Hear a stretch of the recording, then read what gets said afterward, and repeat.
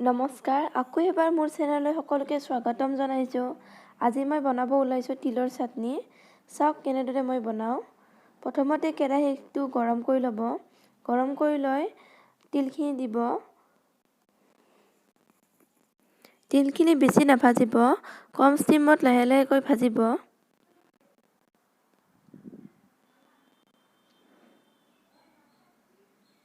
এটা দুটা ফুটিবলৈ দিব।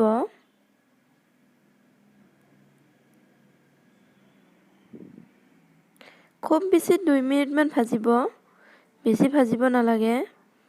তাৰপিছত অকণমান ঠাণ্ডা হ'বৰ বাবে প্লেট এখনত থৈ দিব। চাওক মই এনেদৰে থৈ দিছোঁ। এইখিনি আদা নহৰু। তাৰপিছত এইখিনি এতিয়া মিক্সিত মাৰি ল'ম। মই ভালদৰে আদা নহৰুখিনি ধুইছোঁ। ধনিয়া পাত লৈছোঁ আৰু মই জ্বলা লৈছোঁ 2টা। এইখিনি ভালদৰে চাফা কৰি লৈ ইয়াতে মই দিছোঁ। মই নিমখ অকণমান দিছোঁ। এতিয়া এইখিনি মিক্সিত পেষ্ট কৰি ল'ম।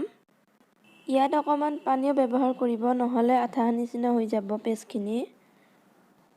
শেষত ইয়াত মিঠাতেল দিব 2 চামুচমান। তিল বতাত বেছিকৈ মিঠাতেল দিলে ভাল লাগে। এতিয়া হৈ গ'ল আমাৰ এইখিনি ৰেডি।